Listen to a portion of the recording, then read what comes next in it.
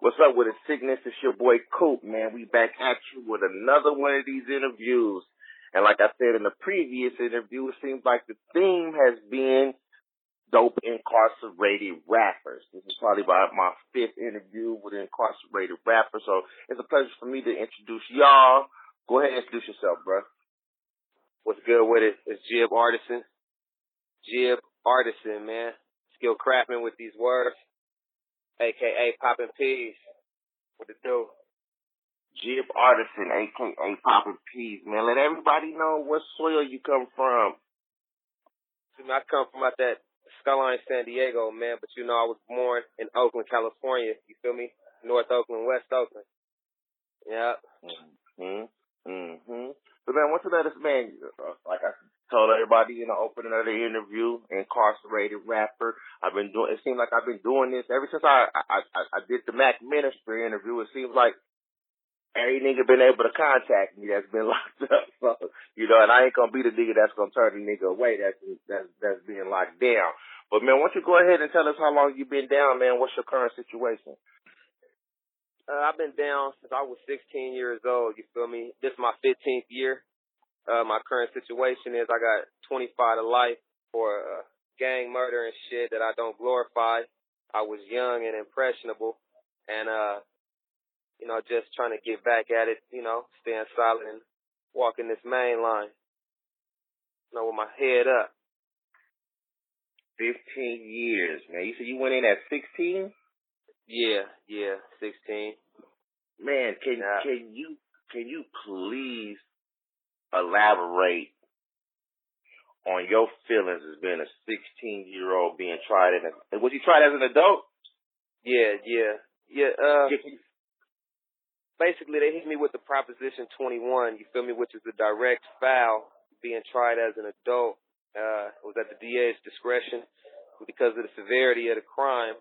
They went and did that, and you know, back then I didn't have no light, you know, wasn't no light at the end of the tunnel, and it was just I'm going to prison, you know, so you know, I knew to educate myself, and I stayed focused on the music, but you know, I was hearing people like X-Rated. That's the first person who I knew putting out music from the pen, and I knew that it could be done, and I never gave up that hope.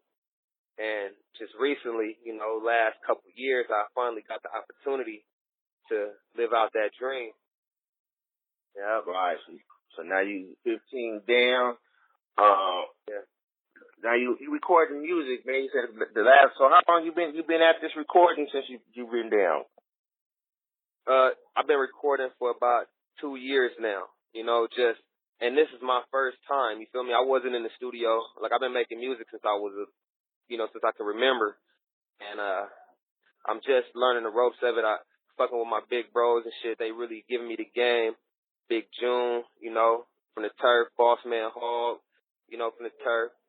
You know, I've been fucking with King Slumps. I was introduced to King Slumps, and, you know, he came through. Steve Vicious did some mixing and mastering for most of my album. I just dropped the album Stocks and Bonds. And, you know, I've been fucking with Sonny Bo, Mark Vail. He's like my mentors in the game, you know. They give me a lot of game and really, you know, encourage my talent and support it. Yeah, so, you know, I just been really working on that and perfecting the recording element of it, getting the best quality of sound in these conditions, you know. I've been fortunate. Indeed, man. Like you just mentioned, Stocks and Bonds, the album is out right now. Heavily in the streets on the black top, moving around, man. Tell us a little bit about the album, man. Who's on it, and some of the producers and things like that. Okay, well, the album Stocks and Bonds is the majority of it is produced by King Slumps. You know, I got a track on there that I got from a goononthetrack.com. That's Dirty Chonies, produced by Goon on the Track. I got a track produced by my big bro, one of my influences in music, which is Do Damage from North Oakland, you feel me? He was rapping when I was a little kid. I used to watch them come to my Auntie Faye house and shit with their equipment, and he produced No Change. And then I got a song about that, which is my favorite track on there. I produced that motherfucking, man, on Fruity Loops mobile app on my phone. Recorded it and mixed and mastered it, did everything myself with no prior experience, you know? Yeah. But Steve Vicious mixed most of the tracks, and the track No Change was actually mixed and mastered by Loose Lyric, and Dirty Chonies was mixed and mastered by Sonny Bo. I got features on there.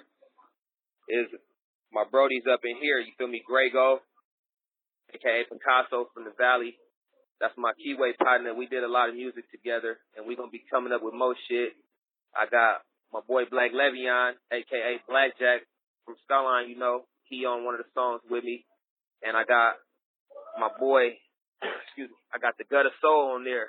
That's my Brody. He was up here. He just got out. You feel me, doing his thing. Got Major Bars. He on there. And then we got Omar Gooding, which is Big O. He blessed us with a verse, man. You feel me? We sent it to him. He actually grew up with my boy Grego, and we contacted him, and he heard the song Networking, you know, and he said, I'm good. I'm going to do it. And we sent it to him, and he blessed us with a fire verse, man. I didn't even know he could rap like that. But he got bars, too. That's really it for the features. Oh, man. Yeah, he really fucks with the streets, man. I like that guy, man. He really taps in with all the street dudes, man, underground cats, and he don't turn nobody away. So yeah, that's shout out to him, man. Yeah, Dr. Bonds. How many tracks on that album, man? It's 13 tracks on there, but then I got new ones getting pressed up by my boy Jack D today. They got a bonus track on there, which is me, Grego, and Young Holly, called I Will. We're going to throw that on there, so it's going to be 14 tracks. And then we got a message from the homie Rude Boy. You feel me? That's the homie right there, man. He stay, you know, preaching the truth and shit, and want to make sure that his voice get heard in this situation. He don't rap or nothing, but, you know, he got a message for the homies and shit, and they need to hear it. Yep. Right. Man, I gotta say that I wanna get you to take some time to speak on, you know, maybe to somebody who, because you said at the beginning, you know, you was real impressionable at the age you was when you got into the situation you in now. But man, if you could give someone a good piece of wisdom to probably not follow the footsteps that you the path that you took, what would that be?